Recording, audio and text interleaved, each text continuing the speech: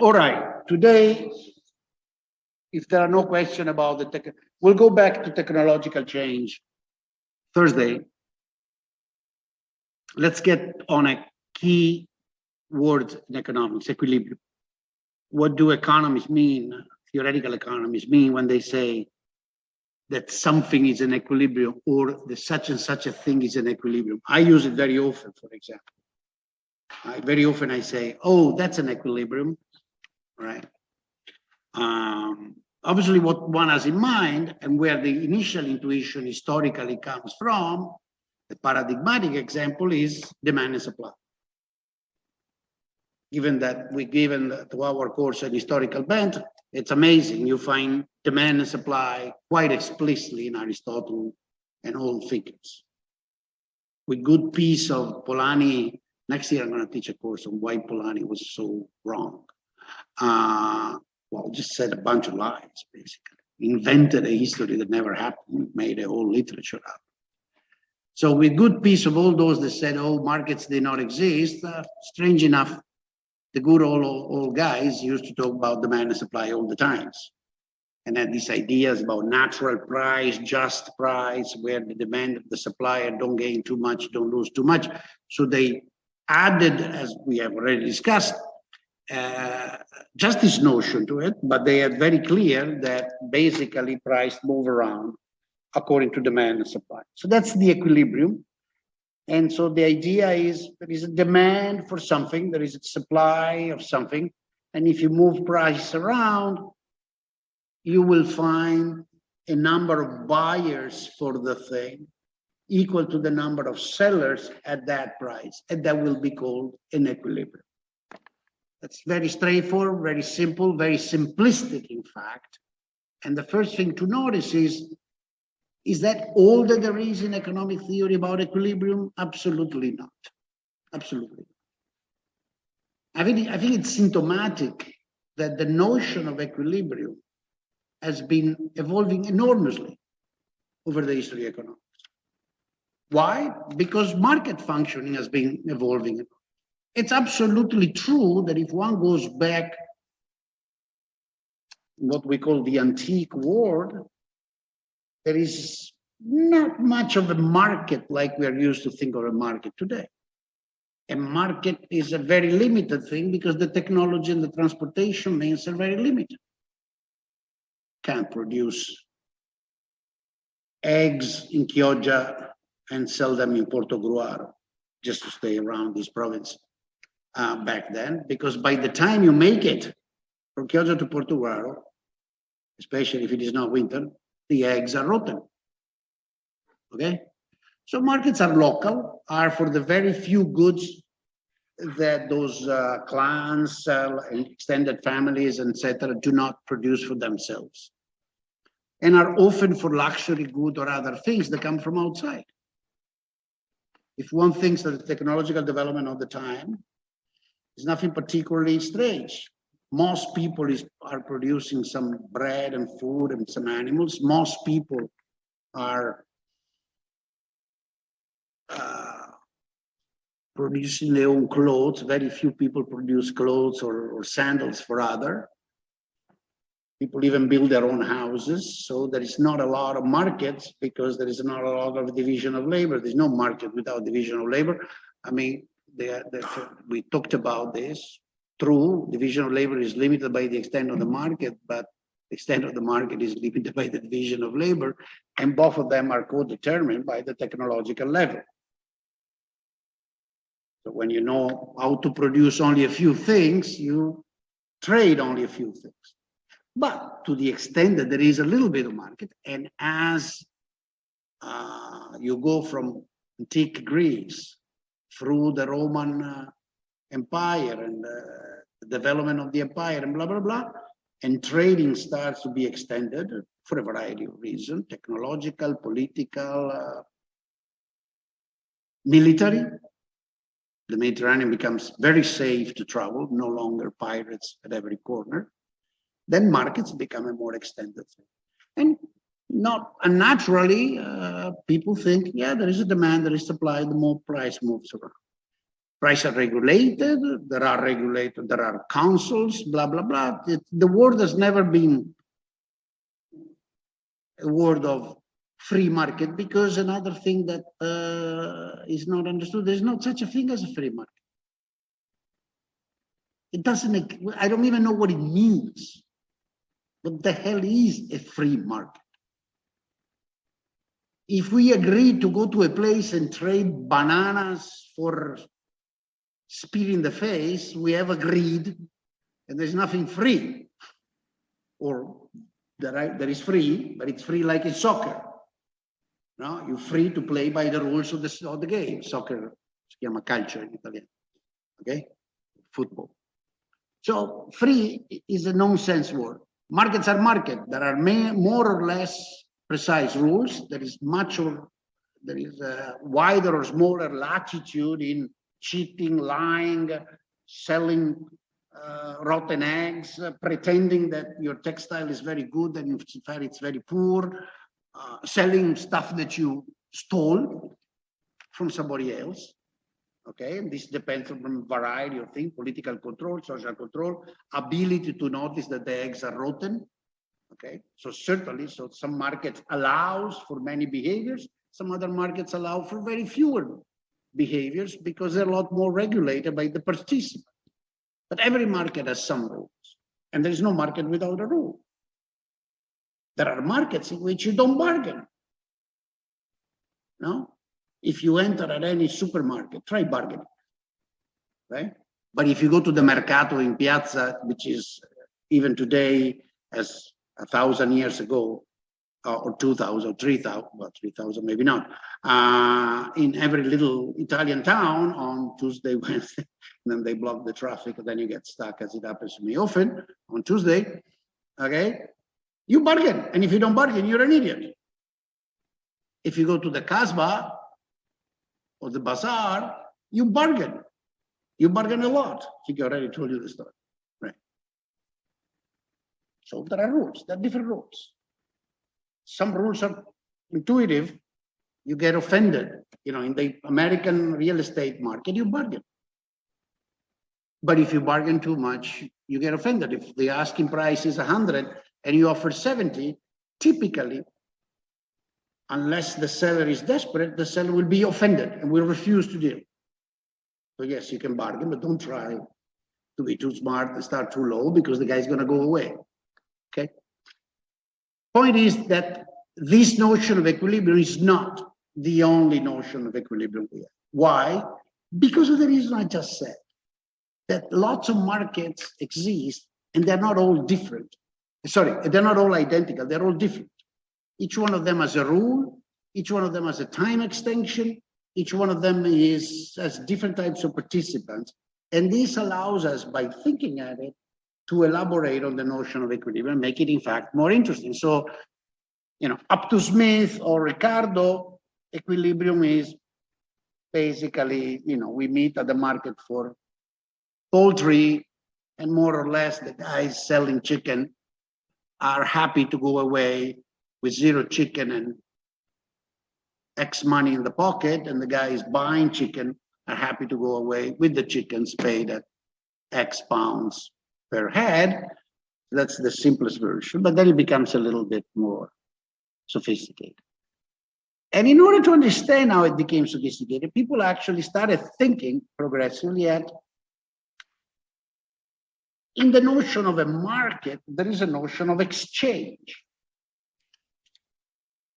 A market is a place, artificial or real, physical or purely legal, imaginary or not, where people exchange things.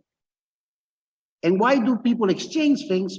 Sometimes they exchange things under coercion. So there's a whole literature of this, which tends to insist,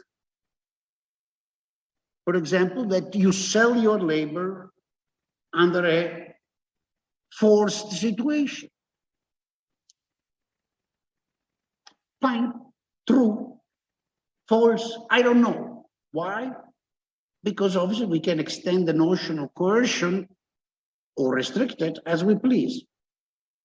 The typical notion of coercion in the labor market is you have to sell your labor at the given wage rate because you have no alternative, because you have no other sources of income. Now, obviously, that's only and always partially true. For example, you certainly can commit homicide and rob. True, it's a costly alternative to make money, but it's an alternative. In general, unless there are particular circumstances,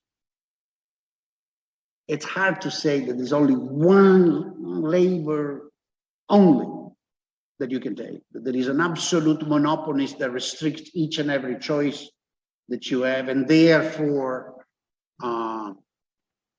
it's give and take. Either you do that at the given wage, or you have to starve and die. That doesn't mean that everybody is free to do whatever they want. It means that, in fact, market condition includes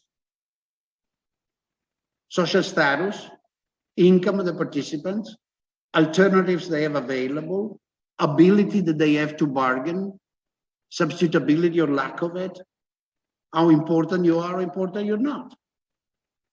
That's it. I mean, there's nothing in the economic theory that says that these things are just. There is a recognition that objectively, over time, if they realize you need that cauliflower, they'll raise the price if there are only guys with the cauliflower. And if the landlord understands that at the end of the day, he is offering 90% of the opportunity to work in town, and to find another landlord, you have to travel so far away that it may not be worth for you, because 2 hours to go, 2 hours to come back, added to the 10 hours working day, it's 14 hours, and then you're too tired. Then the landlord is probably going to offer you the subsistence wage. And there's nothing in the theory that says this is the way it happens, that says this is just or unjust.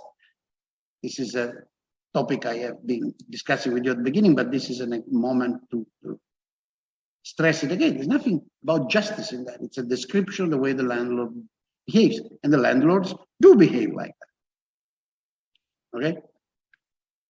The point is that at the end, there is, once you have defined the social circumstances in which the bilateral trade, bilateral means one person on each side, forget about market, the really essential, simple exchange takes place. Once you have defined the social and historical circumstances in which the trade takes place, people perceive to have some mutual gains in the trade. If I perceive to trade and then be worse off after I trade, I will not trade. That we call it rape, we call it theft, we call it robbery, we call it kidnapping, we don't call it trade. No, certainly we can decide that we compare or we make every act of trade equivalent to robbery, and that's fine. Then the whole economic theory is not useful at this. You can throw it away. Everything is an act of robbery. End of story. But to the extent that we do not think that every trade is an act of robbery, there has to be some perceived gain, even in condition of what's called duress. That is, in condition in which you're clearly socially, physically, politically, economically weaker than the other part. Which, by the way, it's always the case. There's always one of the two parts that is stronger than the other. And the other notion is to understand that under every action of trading, there is some implicit, if not explicit, bargaining. At the bazaar, the bargaining is explicit. At H&M, it's implicit. If I don't buy at H&M, I cross the street, I go to Zara. If I don't buy at Zara or H&M, I go to OVS. Or I go to the store next door, which is a bit more expensive, but saves me the pain of going to the center city and put up with the traffic. Again, there are situations of near monopoly or near monopsony in which even the implicit bargaining is very true, but there is some form of bargaining, in any case, implicit or explicit. which means what? It means when two persons trade something, what is that is equilibrate? And the thing I want you to suggest, which we have come to realize probably at the time of Edgeworth. So, you know, if you're up to Smith or Ricardo, equilibrium is just this simple notion. It's not proper to say it naive. It's kind of simple notion that fits very well the market that existed up to that point. When Edgeworth develops his bargaining theory, the theory of the core, and so on, I don't know if I've taught you, but it doesn't matter. He starts thinking it's one of, it's maybe the most well known. There are others at the time. So we are, you know, in the second half of the 19th century, beginning of the 20th, people start thinking that what's being equilibrated are plans, desires. It's the fact that the two persons that participate in the exchange go in the moment they decide to do the exchange. They think, okay, I'm better off than before. I'm satisfying a plan. I'm realizing a plan. I'm implementing a plan. And once you start thinking of that, you realize that the plan may not be always reducible to just sell an apple, buy an apple, sell a pair of shoes, buy a pair of shoes. Be higher, not be higher. That is a commodity per money. Sometimes a plan is something that goes beyond the price, and you're bargaining on creating a team. And the equilibration is literally an equilibration of plans. It becomes an agreement. I'm looking for a group of people to go camping next Easter. An equilibrium is when we decide that our plans become compatible. And the cost of it is that I have an ideal plan, and you don't look like the ideal, but you're close enough. And yes, that place where we decide to go is not exactly the one I had in mind, but it's close enough. And on the other hand, you bring a nice boyfriend, girlfriend, whatever, a glass of wine. And so all in all, that's an equilibrium. It's an equilibrium when a couple get together. It's an equilibrium when you create a partnership, a business partnership of any type. Those are equilibria. We think of them as equilibria. Why? Because people equilibrate through explicit or implicit bargaining their plans. And they look at alternative. That's the interesting insight that Edgeworth has. He has a particular form. I don't know if you have been exposed to that. Core, theory of the core.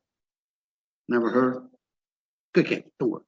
It's considered highbrow theory, but it's very simple, right? The idea is that if you take a variety of people, it does it in an abstract way. One simple way of doing it is, two individuals, excuse me, two individuals with two goods, they're usually in different curves, and trace the bargaining curve, he calls it. That is the locus of points where my difference curve and yours for the two goods are tangent. Those are all points in which we can trade. Edgeworth. What's the equilibrium notion, in fact, that gets introduced? It's an equilibrium notion. It says that trading will take place at the core of that box. And the core is what? Is the set of splitting of the endowment between you and I that leaves us better off and indifferent, right? Huh? It's part of the Pareto set, but it doesn't say exactly where we are. Why? Because where we go depends on the bargaining power and how the endowment defines it, right? It's not a unique point. There's a whole curve of points where we can. Exactly.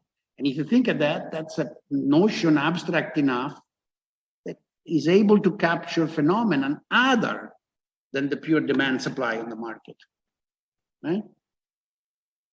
In particular, you have to look at the various, the extended version, you have to look at the various coalition of people with which you can trade. You can be part of one, part of another, and you're always looking at, so it's an equilibrium in plans. If I go with that group and I trade in that group, what will I get?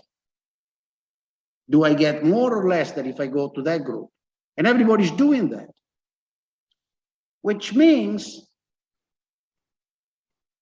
you're looking for an equilibration, not ex post, but ex ante.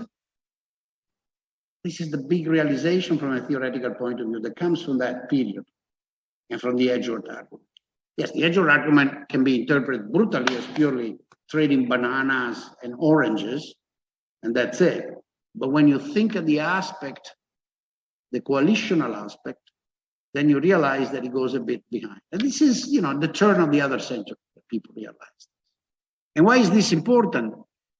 Well, this is important. Sorry, here. Yeah, this. Because when you move at a more aggregate level and you realize that people figure out can, in many situations, figure out ex ante before trading, what are their gains and losses? Literally, think of the game of matching among couples. People go searching for matches in different coalitions, different discos, churches, school, bars, Uncle Mary, the friends of my sister, the friend of my brothers, right? These are different markets.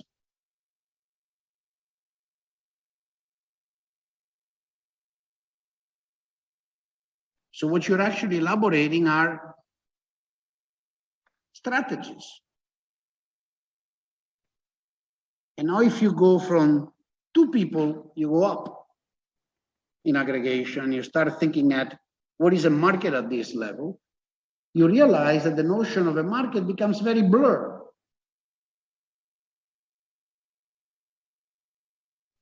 Think of the matching problem for people your age. It's clearly a market for matching, but it's composed of a variety of submarkets. And they have equilibrating prices, quote unquote, in the sense that there are a set of characteristics of one individual and the other that allow for the match.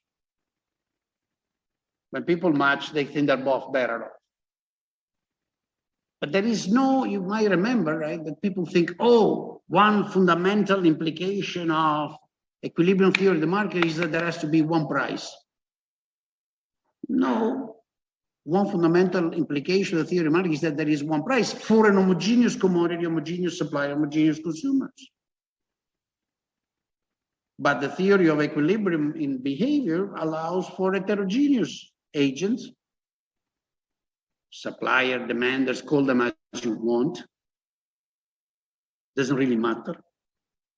Agents that have plans and have heterogeneous characteristic, heterogeneous taste, there might be easily individualized prices. If you write down a little model of assortative matching,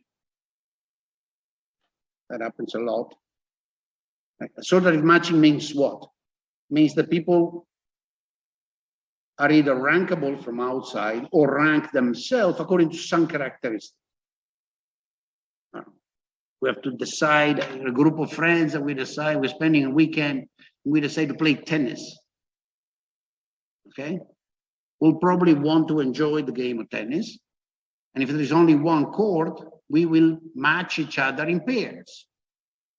I doubt that the strongest one to play tennis will be happy to play with the weakest and vice versa, because it's no fun for either. So probably you do some assortative matching there in terms of the 2 best, the second best, the third, whatever, right? What's the price there? It's very hard to define what a price is, but it's also clear that there is an equilibrium there. And the equilibrium corresponds and satisfies plans and intention. People want to have fun. The fun depends on putting some effort in the game. Hence, I need somebody that is roughly like me, so there is some uncertainty and I have to put effort. And therefore, we realize the team by equilibrating our opinion, basically, of each other and then implementing a plan. So once you start moving on from the simple case of you sell two artichokes, I buy two artichokes, and we agree on the price, to the fact that the logical structure underlying that model can be extended to other situations, you realize that the law of one price becomes a very secondary aspect of the theory.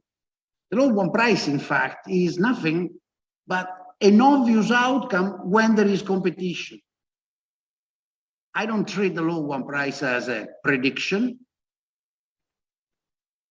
but either as a tautology or as a test that there is a market.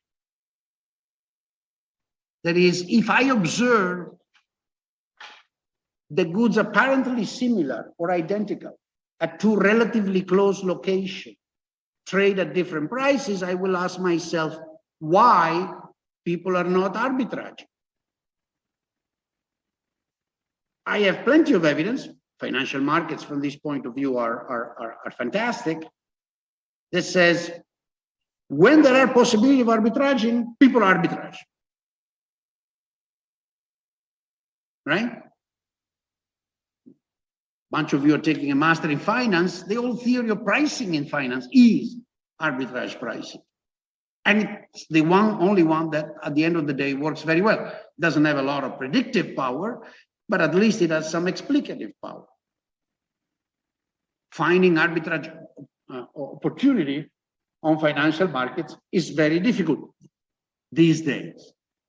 It was very easy at the time of the Rothschild. That's what they did. The famous story of Rothschild Waterloo is arbitrage. People seek arbitrage because if there is an opportunity for arbitrage, there is an opportunity for making money. You got to do fast. You got to be better than the other. You got to have the extra technology, the information, whatever. But if you do it, it's money. And guess what? People have done it. Now, you may like it or not. You may think that this is all filthy capitalist bullshit, but that's the way it is. You don't like it, that's fine. See what I mean? The fact that I observe that the artichoke at the end of the day in the Rialto market cost less than the same artichoke at the beginning of the day in the Rialto market is not telling me that that's not a competitive market. It's actually telling me the opposite. That there are reasons that I should investigate why those artichokes cost less after 3 p.m. We actually know the answer because that we're being told many times by the people selling it. I don't want to take it home. Tomorrow it's going to be rotten. It's old. It lasts. I had it for 2 days. That's why I'm selling it, because otherwise I throw it away. And so instead of throwing it away, I'm happy to get half of what I was asking at the beginning. And the same is true for fish and so on. And it's not true instead for cars, unless it's end of the season. Not here in Europe, but in the United States, if you go buy your car in September, which is about a little bit before the new models come around, last year model cost less. Always bought the car in September. I don't care about the new model, so I save a few $1,000s. Right? The point of this actually is that once you start reflecting on this thing, is that the time dimension of a market becomes extremely relevant. There's no such a thing as the market for cars. There are many markets for cars. And if you want to try to ask yourself what's equilibrium in the market for cars, you have to ask, well, give me the time unit. Not only the market for cars is defined both by the time unit you pick, but as a minimum time unit, which is the time unit of production. So for example, these days we're facing rising prices in the market for cars. Very rising prices, right? And waiting times. And it's very interesting. You say, why don't they raise prices even more? So the waiting time goes to 0. Right now, so for example, I sold my car last year. So I didn't need to use, so I will have to buy a car in January. And I'm thinking, should I order it now?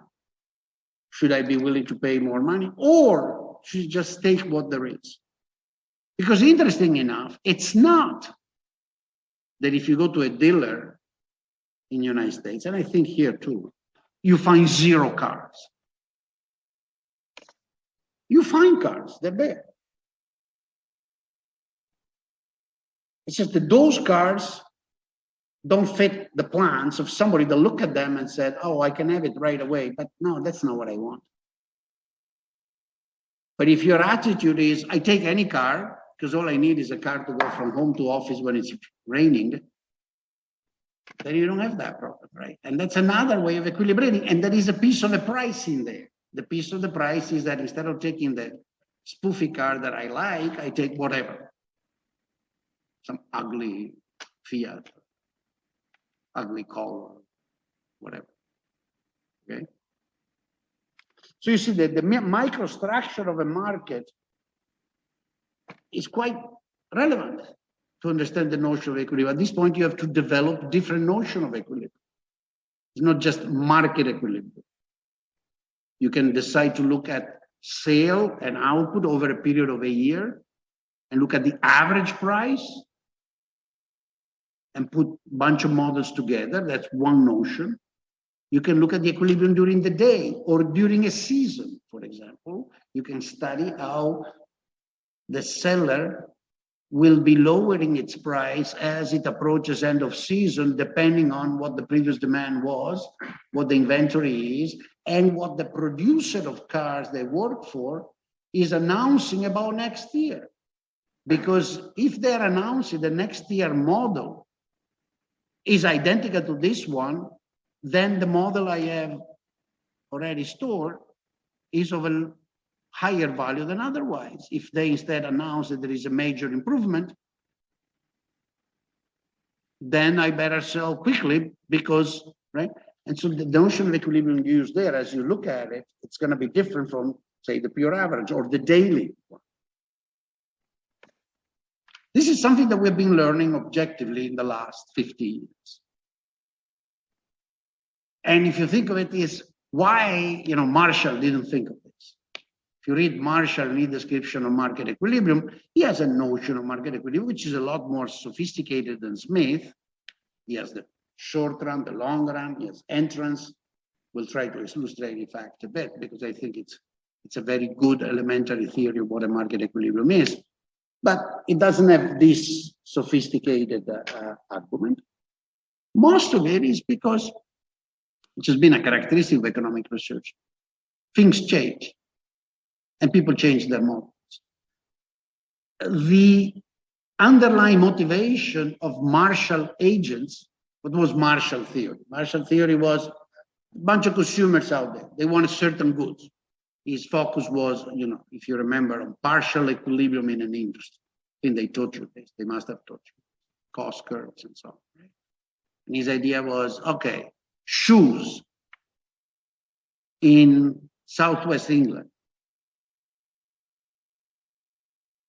There is an innovator, an entrepreneur that for first starts producing shoes and sell them in that area. He has a fixed cost and a variable cost, right? There is a demand. That's Marshall's notion.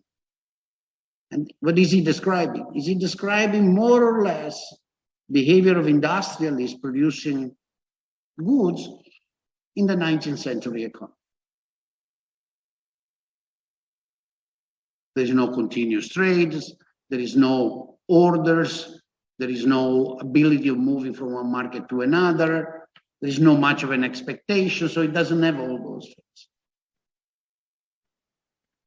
Yeah, there's a bunch of people selling shoes in London. The one that comes first has some fixed costs, sets up a plan. There are only a few shoes he can sell. He will sell to the people that value the shoes the most, make a lot of money. Then other people will say, there is demand for shoes, so let's expand capacity, either by having this person expand capacity or other imitators expand capacity by just adding their own artisan shop until, equilibrium. And it talks about short-run equilibrium, which is the time it takes between one entrant and the next entrant. Given supply, given installed capacity, there is a period of time in which that's the installed capacity. That's how much we can produce. So there is a temporary equilibrium at that price. In 3 months, 6 months, 1 year, there is more installed capacity and we observe the price going down.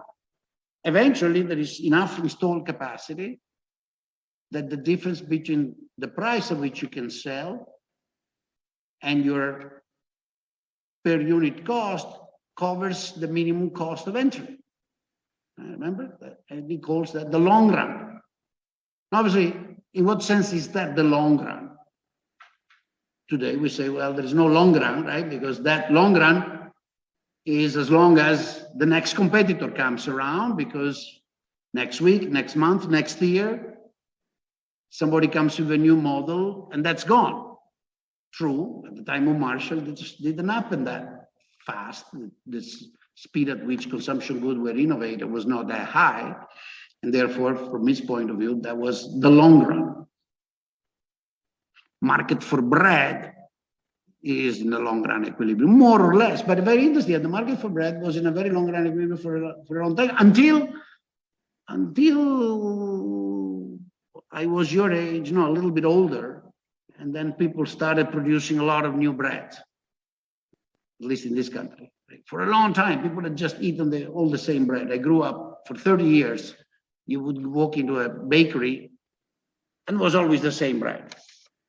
They're now almost impossible to find, by the way. You don't find Mantovane, Montassù, and like in the old days, okay? Now you find all this fancy stuff, right? And that was an innovation that displays the thing, but now the market is again in a long run equilibrium. I don't see much innovation, much significant innovation in the market. But the point is the microstructure of the market, which depends on taste, traditions, and technology, in particular technology, defines the notion of equilibrium you can use. And finally, the main thing, which I think is the real big contribution we have given, and I think something which economic theory should be proud, very frankly, in realizing that all these cases can be all put. You have to go up in abstraction. You have to be able to give up on pseudo-realism and try to think more abstractly, and you have to be willing to use some mathematical notion. But probably the one thing we understood since the late 19th century, and in particular during the second part of the 20th century, we understood that equilibrium in human society is equilibrium in either actions, plans, or strategies. And obviously game theory didn't pop out by chance, right? If you look at you should read it. It's not that, I mean, there's some parts that are very, not difficult, they're confusing, but the overall book is worth reading. The old book of von Neumann Morgenstern on game theory, right? Which is it's not an introduction to game theory. It's an odd way of introducing game theory, but it's a good book to read to get a personal idea of what was clear theoretically at the time and what they thought a game was. Obviously, why did they pick that name? They picked that name because they understood that what you do when you play poker or when you play chess is at the end not so different from what you do when you play politics or when you threaten each other with nuclear weapons, or when you threaten each other with entering or not entering in a certain airport, offering or not offering a certain service, entering or not entering, the gondola market in Venice, and so on and so forth. There is a game component, which is what? You have some beliefs. First of all, there are some rules that we have to follow. Exactly like there is no market without rules, there is no game without rules. That a market is a game. Now we look at a market as a game. Right? So there are some rules in this activity. Here the word activity is not in the sense of last week, in this human endeavor game. I think game is just fine. Everything is a game from this point of view. You can do certain things, the other people can do certain things. You have some results, the other people may have some results. You call them payoff. Payoff purely means how much you like the result. It's not a lot of assumption. And in playing the game, you just ask not only what's available to you, you also ask what will they do? Because I am reacting to them, exactly like when I play briscoe or poker or canasta or bridge. And that's the equilibrium. And it's a distinctive jump from the simple idea that you give me a banana, I give you 2 oranges. Yeah, that's an equilibrium too. It's just that this is a much more general notion of equilibrium, and it can be used for a lot of other things. And it allows you to see the similarity in what motivates human action. That's the whole point. At the end of the day, what we're trying to understand is what moves human. What are the deep rules the human follow? We're not here to forecast if the market is going to go up and down. We're trying to understand what people do. And then you understand that in playing politics or threatening each other with atomic bombs or whatever, or, you know, in flirting with your girlfriend or boyfriend, we play games. Humans play games. People don't like to hear that. They say, oh, you know, this is degrading, blah, blah, blah. There's nothing degrading. Game here is a technical term to define the fact that humans have interaction, and in their interaction, they pursue goals.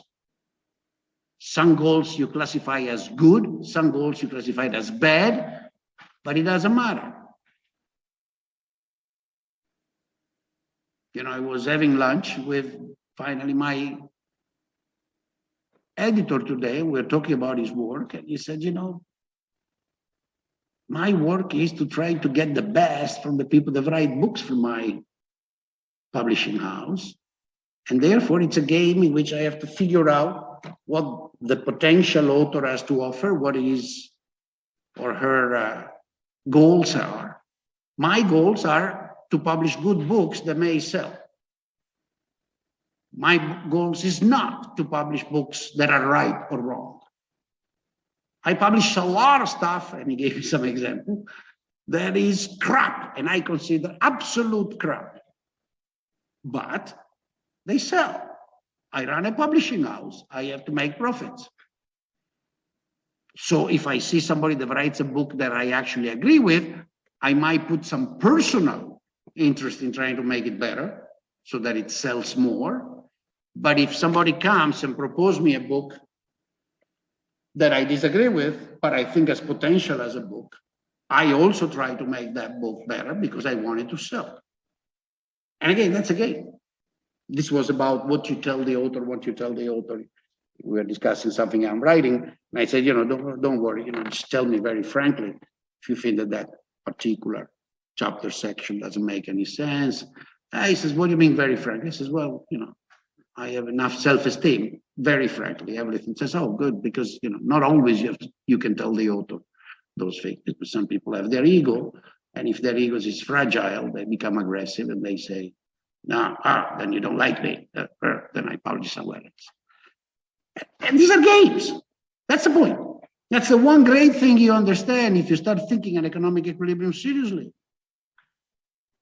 Even in our interaction, we played equilibrium. Remember, there were 3 times as many people in class when we started, and then we reached an equilibrium. What is that they did? Well, they said, I don't like Boudrein, I don't like his English, the topic is too abstract, I don't know, whatever. Our is not good. And they made action. And also, what is that you do? Once you learn, for example, you play strategies. So there is a long run equilibrium, which is this. It's about a few weeks, that's the group, right? Plus about 20 people online, and that's it, right? And therefore, if you have a bit of experience, you learn again, what is it you do? You may decide to trick the student, you may decide to play up front. I tend to be very nasty at the beginning. In all my classes. Why? Because if you I'm sure that after 2 weeks, I have the people that are interested, right? You signal. Well, you can do the opposite. It's okay, whatever. They're just different strategy, differently. That's a big deal. That's Nash. But Nash formalized it, got his prize, that's fine. We all call it Nash, but correctly, we also said Cournot, Stackelberg, So this is something that in the 19th century people were realizing. Cournot, from that point of view, is a great intuition. He doesn't generalize it, but for those of you that doesn't know Cournot, right? What is Cournot idea? Cournot idea is we're playing a duopoly, right? There is two of us. He wants to study this, but obviously it's quite clear that you can generalize immediately to n, right? It doesn't have to be two. We all sell into the same market. And what do we do to compete? He suggests one way of competing. It's not the only way. The interesting thing that he makes clear is there might be different ways of competing. Stackelberg offers another one.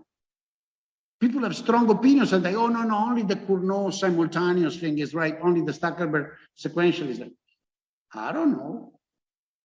Which one is right for a specific instance will depend on circumstances, and that's you got to use your judgment. Cournot says simultaneous move, right? I expect you to do some quantity. You expect me to do some quantity. If it turns out that I guess your quantity right and you guess my quantity right, then we compute correctly the equilibrium outcome because we know the demand function. And I know how much money I'll make out of my quantity, and you know how much money you'll make out of your quantity. And it happens to be the case, that's the equilibrium, that given your quantity, the quantity I choose is the best I can do, given your quantity and the demand function. And vice versa for you. That's an equilibrium. Because if I think that given your quantity, I can do better for myself with a different quantity, well, then that's not an equilibrium, which is Nash. Nash proves it mathematically, fairly general, but that's the intuition. Stackelberg instead says, well, you know, some guys move first, some guys move second. Everybody knows what Stackelberg is, even those online? Let me give you an example of a Stackelberg kind of equilibrium that leads to subgame perfection. In Stackelberg, there is a sequentiality part. Somebody moves first, somebody moves second. And what Stackelberg interesting contribution, that's why we call Stackelberg equilibrium, is what? It's to say, oh, wait a second. The person that goes first is actually dependent on what she thinks the person that will go second will do. So the person that goes first has to ask, if I do one thing, she will do that thing. And if I do another thing, she will behave in another way. Okay, if I have figured out her rule, that is, if my expectations about her rules, her desires, her behavior, her objective are correct, then I'll figure out what's good for me. In some sense, it's more sophisticated. And you can do this very many steps, right? And in fact, we have learned from game theory that at least in simple setting, this type of situation can be understood better if we go backward from the last player. And we look at what the last player does in the very many circumstances that he might end up to be and say, okay, if last player ends up in situation 1, we'll do this. Situation 2, she will do that. Situation 3, she will do the other thing, blah, blah, blah. And then the one before that says, oh, from my point of view, what's better to do? And you move backward until you get to the first movement. I have a nice example for this that I have given many times, which explain why. Let me do it. It's a notion of equilibrium, application of the notion of equilibrium in strategies and expectation. You know the story about if there were no patents, nobody would innovate, right? You've heard it many times. Good, me too. But how does this story go? It's very popular. You know, if you talk to a politician, that's immediately what they say. If you talk to somebody that has a patent, they will immediately say that. They say, oh, if there are no patents, nobody will spend money to innovate. And you say, why?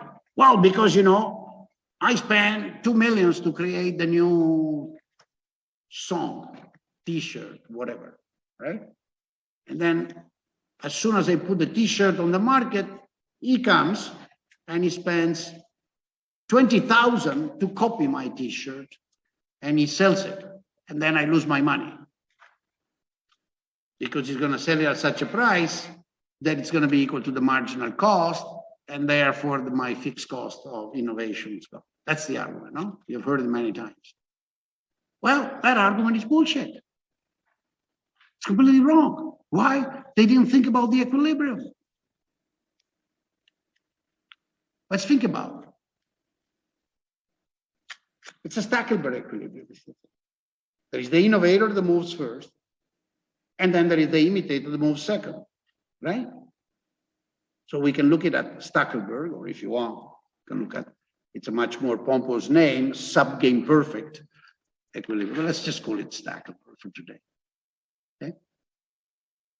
So what you do, if you are the guy that moves first, you say, okay, I have two options.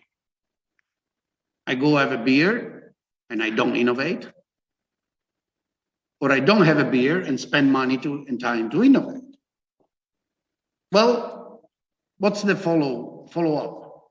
If I don't do anything and I have a beer, nothing will happen. Let's see if I can point this.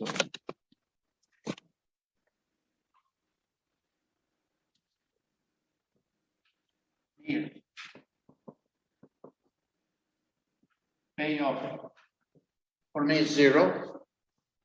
For him it's 0. Right? Works.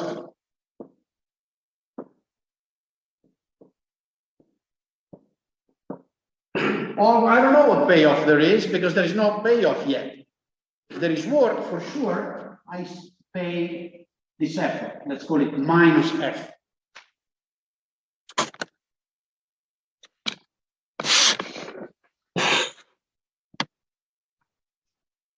No, I'm sorry.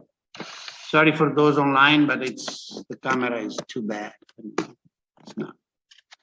I will attach a slide to the slides you download that shows what I do on the board because you can't see. Sorry. Well, why doesn't know? Well, he doesn't know because it depends on what he does. So I'm thinking, for sure, once I work, there is the object here. He can see it. And he has two choices. Beer, copy. Right? If he goes for a beer, it doesn't imitate me. I remain alone. I'm the monopolist. If I'm the monopolist, I make monopoly profits, and he makes nothing. If he imitates, if he copies, he spends a lot less than me. Say he spends minus F divided 100. Okay? And then we are here. We're both producing t-shirts. And now, once I have innovated and I've created a new, very nice t-shirt with a beautiful design, and he's decided to imitate me. So I spent $1 million to create the design and the plans and so on. He spends only 50,000 because he doesn't to create the design and the idea, blah, blah, blah. He has only to buy the plant to make the t-shirt. What do we do? You see, at this stage, my standard way of telling the story makes an assumption that is in fact made in all the arguments that I described before. That is, the innovator and the imitator have a certain microstructure. And the microstructure is such that they play what's called Bertrand. Now, this is not obvious. It's an assumption. It's a particular kind of market, Bertrand. Bertrand is a microstructure of the market in which every competitor has essentially unbounded capacity. That is, they can push the price so low and offer so much that at the price that they push, they're capturing all the market. Or better, if you want, they can push all the way to marginal cost. Okay? only marginal cost. So he spent 50,000 for his machinery. I spend $1 million for the whole thing. And then each shirts, coloring, electricity, textile cost $5. Okay. So I can push the price to 5 and he can push the price to 5. And it's convenient for both of us to push the price to 5, which means the quantity we sell at 5, we are able to produce and we want to produce. Okay. And this means that we have essentially unlimited capacity. Now, obviously, if he produces and its cost is 5, and I produce and my cost is 5, and we both sell at 5, then I lose $1 million, he loses 50,000. Right? So I lose 1 million. Let me write it with all the zeros, like an American, and he loses 50,000. Okay. Well, that's the way in which you think at equilibrium. Now, the question here is, which outcome will take place in equilibrium? What will be the equilibrium outcome? That is, which strategy, which pair of strategies will be equilibrium for these two players?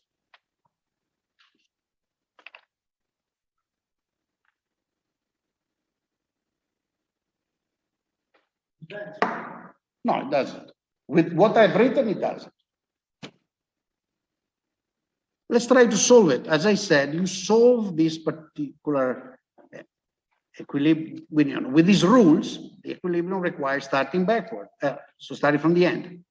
So what's the end? The end is when he chooses. He has to decide to either have a beer or to copy. What's more convenient for him?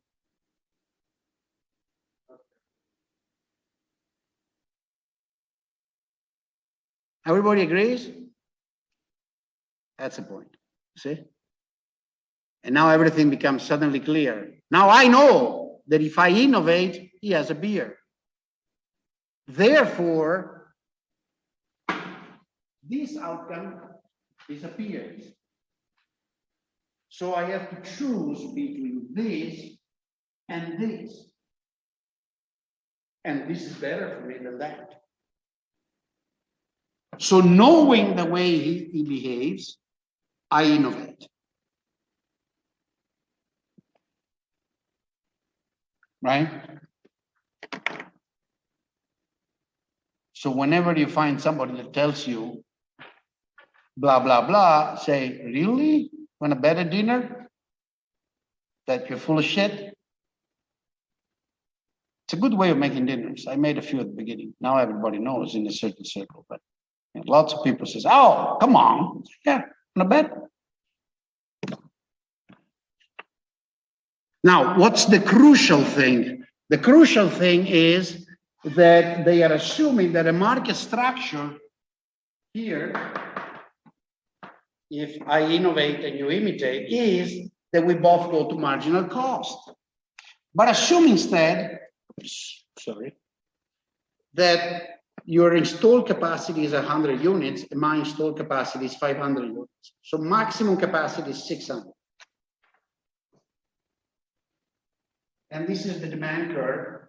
And at 600, people are willing to pay the t-shirt 25. Right? Oh, then everything changes. Right?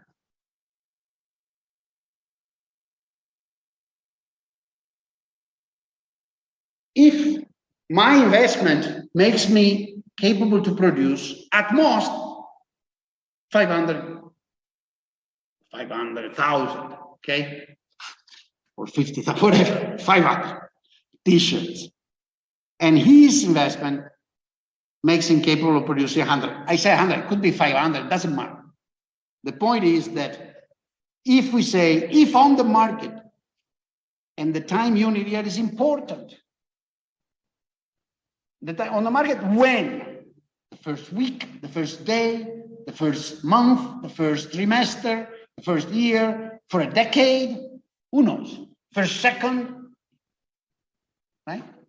See, if on the market, in the first unit of time that is relevant, we are able to bring so many units, what's the price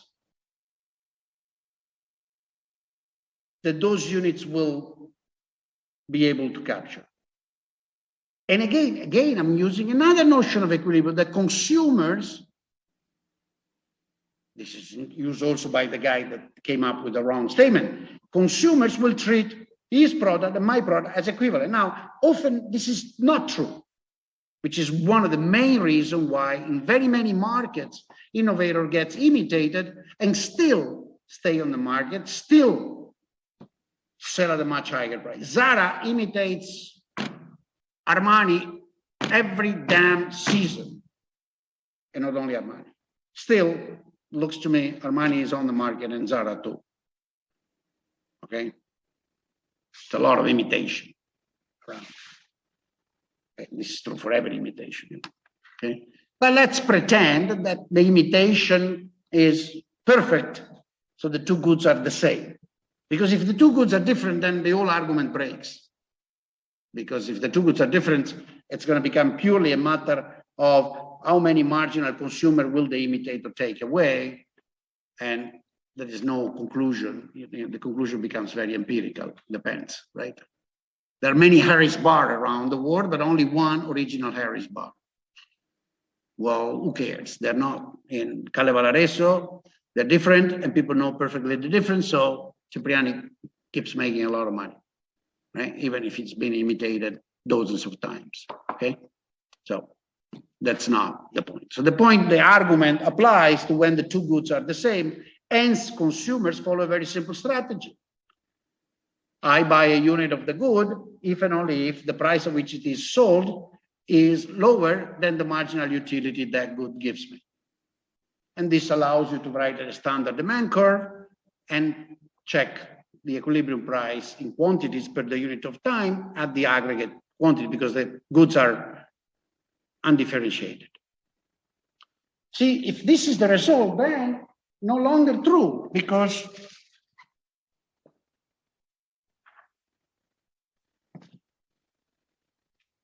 the outcome is I make $20 per shirt.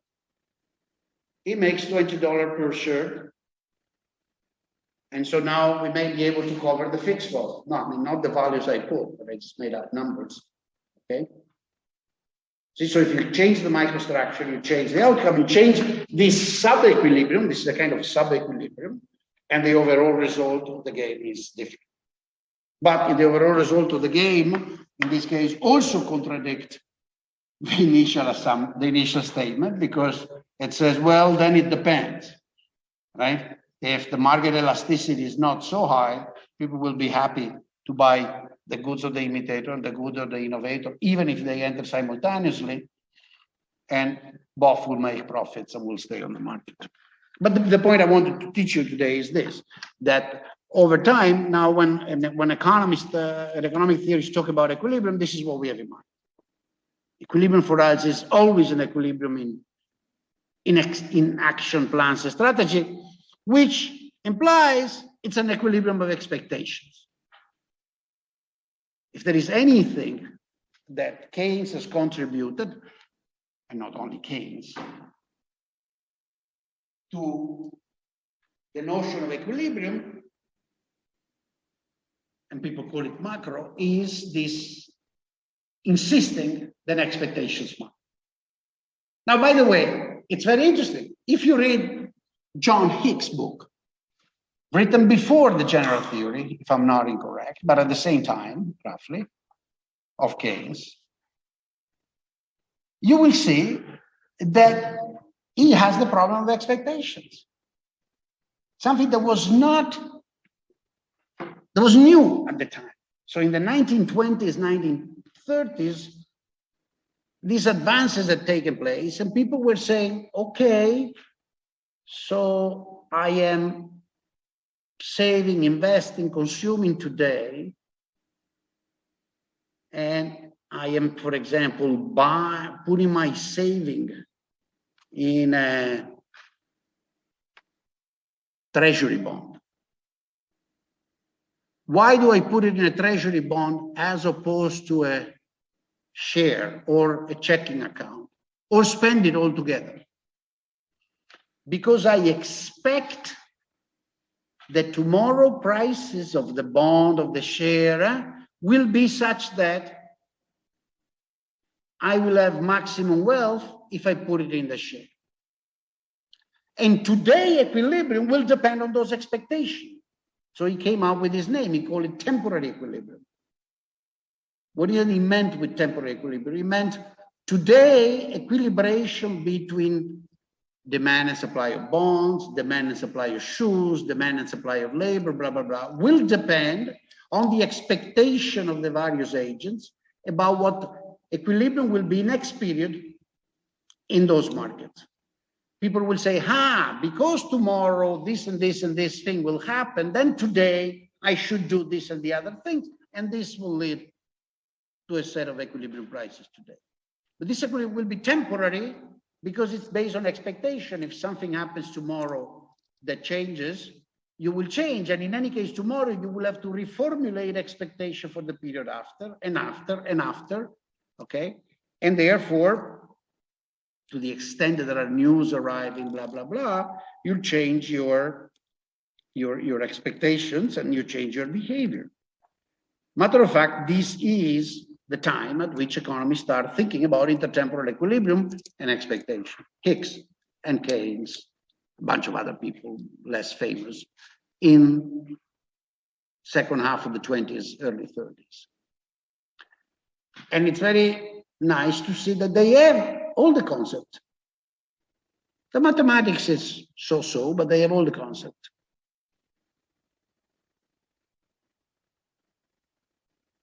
Now we have tried, now the empirical, now we have all the seems to me that from a theoretical point of view, we can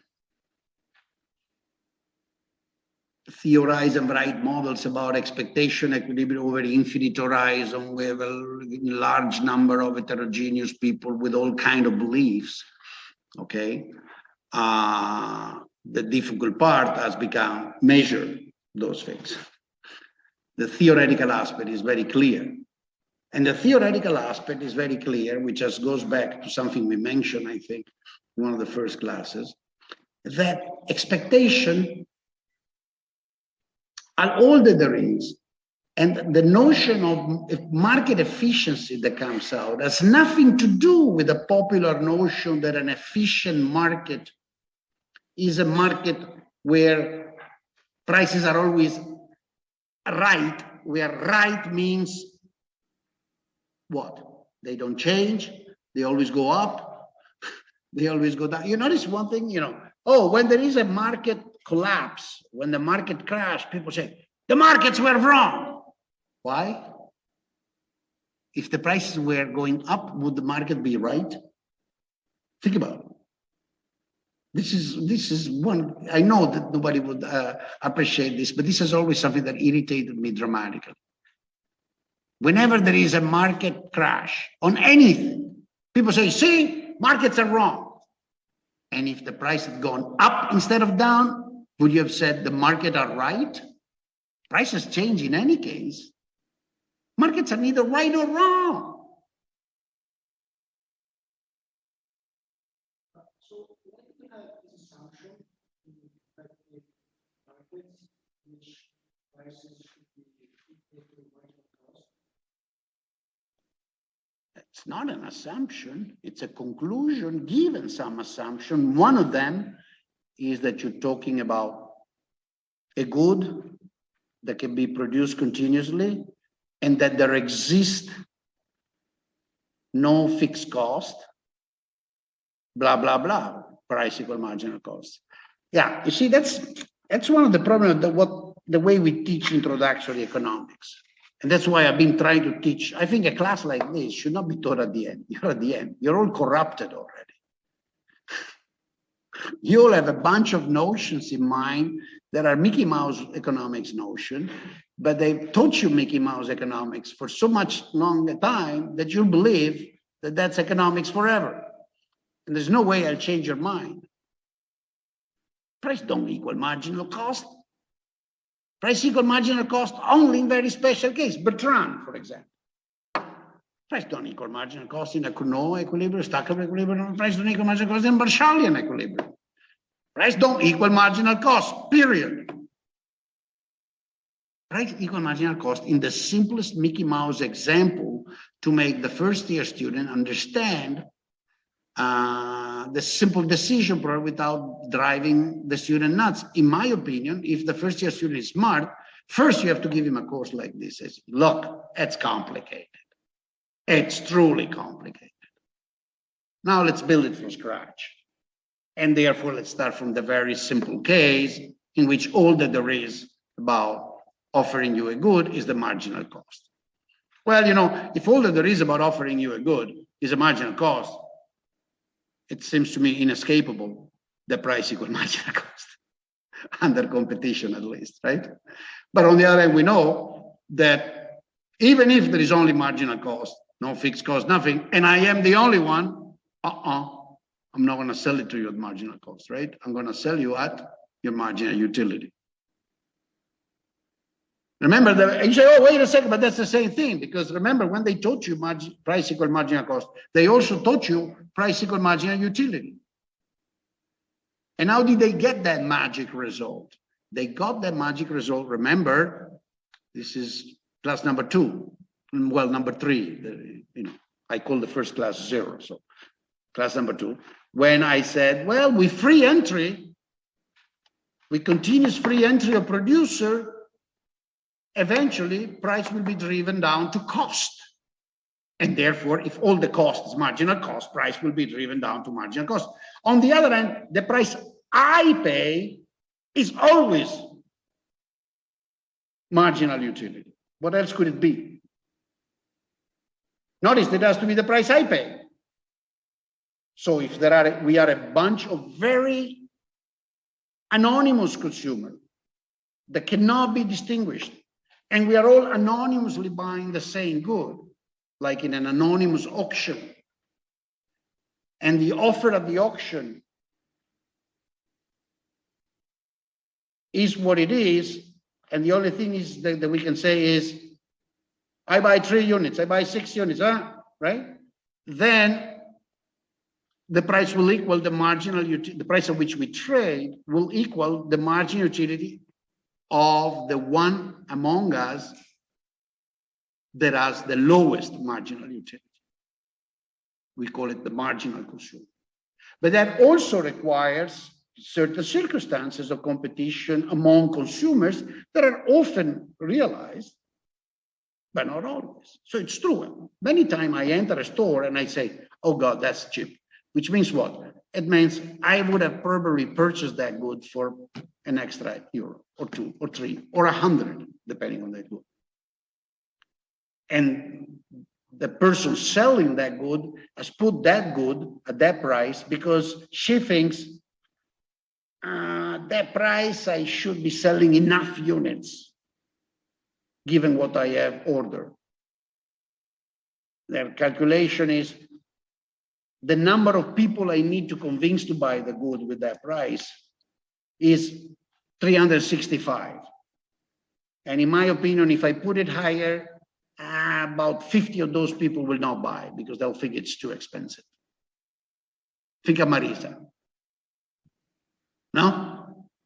From my point of view, coming, you know, such a rich, old professor from America, I'm very happy to pay. Oh, very hungry, right? I am when I go there at 1:30 and I have like the saliva coming down, I'm starving. I'm willing to pay 15, 20 for vegetable and bread and soup, whatever, you know, the stuff Marisa puts on. So if Marisa was selling only to me, she would probably say, oh, Podrigo, ciao Podrigo, come sta? 20. Vedi ciò che c'è, rico, che buono. Oh yeah. That's Marisa, right? I've known the lady a little bit longer than you. But she knows you guys have to eat too. And she wants to sell, she has a number of tables and persons working and so on. She has a certain productive capacity. And she wants to run at full capacity. In fact, they do run at full capacity, right? Marisa is very good. She's picked the price right? But I think she can raise it a couple of bucks too and still run at full capacity. But don't tell her, huh? You too, huh? There's no Marisa here online? Okay. Banda, matter of fact, Marisa is no longer there. So that's Marisa's strategy. You see, that's the equilibrium. I think she's screwing up a bit. She's got the wrong expectation. She should raise the price a bit. She's still running at full capacity, but she's clearly running at full capacity. She wants the tables to be full. She calculates 45 minutes per person, boom. And that's what the kitchen can produce. That's what the guys can serve. And she sets the price there. Lots of us go home very happy. We get consumer surplus. $10 for that thing? No way, nowhere. Right? That's another notion of equilibrium. It's intertemporal. She understands it's a repeated game. She understands, sure, she can try for a few weeks to suddenly say, Fioi, ze 15, ze 20. And we will, for a few days, we'll say, okay, Marisa, and then we'll say, shit, is there another place we can go eat? Okay, because, right, so she understands the time dimension of the thing. And that's an equilibrium. That's I don't see any other way to interpret our behavior other than as an equilibrium in strategies, her strategy and our, and so on. And well, that's it. That's. I mean, I've told you things that people write with very complicated formula. If in case you want to have an idea, look for Andreu Mascolel, Equilibrium on Banach lattices, Econometrica 1989, I think. You'll have an idea how sophisticated the argument can be and how general they can be. But the whole point is to see there's nothing magic about economic theory. Those are all papers in which we try to figure out if these things we say with words are at least coherent. There's no pretense. I mean, Andreu never pretended that his equilibrium Banach lattices were describing the true world with heterogeneous consumer buying T-shirts over time. But he was checking that the kind of notion and conceptual argument we use to think about consumers that buy T-shirts over time and producers that differentiate T-shirts and so on. And then we try to use with much simpler arithmetic and statistics to measure demand, supply. I know they use it, huh? These guys, when Andreu wrote that stuff, it was rocket science. These days, you have students, people with PhDs working at Amazon, at Google, at any price, at Facebook, using that stuff to model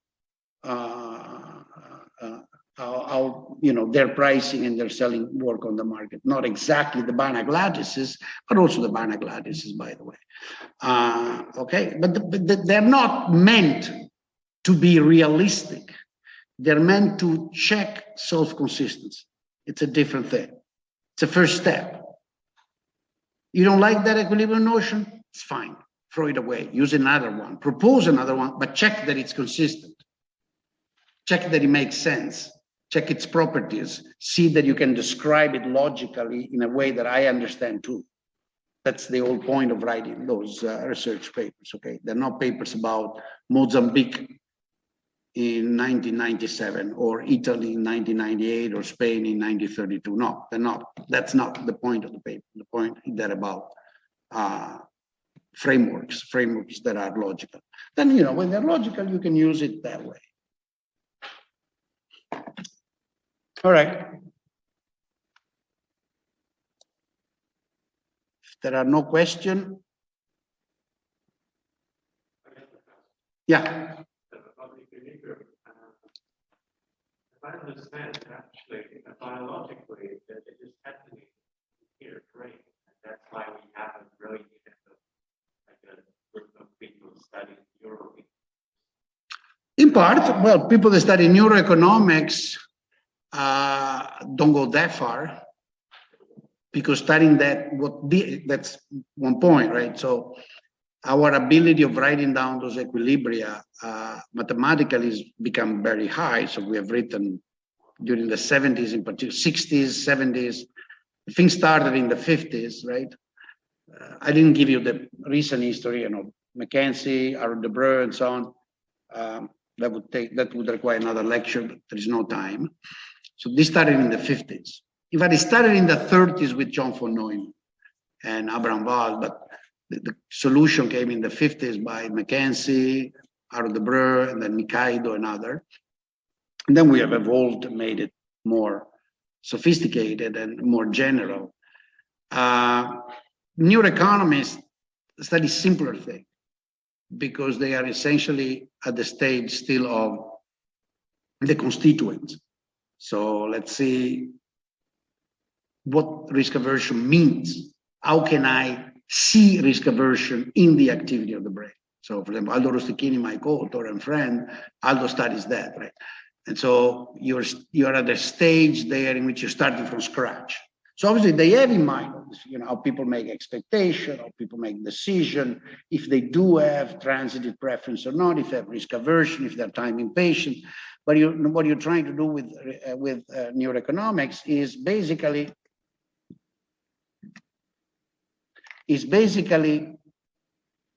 see if we can find brain correlates of the thing we said existed. And in fact, neuroeconomics is a fantastic vindication for good economic theory because preferences do exist. They may not have all the nice properties we gave to them, but they exist. They seem convex and they do seem transitive. And that's a lot. There's a great paper by Andrea about demand function, very little assumption. So we can do, you know, transitivity is a lot. Completeness, who knows if we will ever be able to test if preferences are complete, right? I think preferences are reasonably complete. It's very hard to put people in a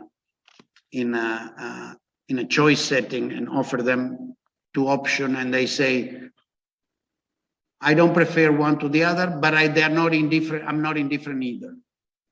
Because indifference is very easy to pick. So from that point of view, preferences are complete very easily. For preference not to be complete, you would have to say, what? Complicated, no? Even if I tell you, you know, I kill you with one bullet or two, you say, whatever, you know, I'm indifferent. If you kill me, you kill me. Even if you probably have preferences as to how to be killed, if I become bloodier than just a bullet or two. But that's a very extreme example. So yes, neuroeconomics, let's put it this way. So far, it's been very refreshing for what we've been thinking for a while. So far, it's mostly focused on, I would say, the constituents of preferences. Yeah, and it's like the reduction.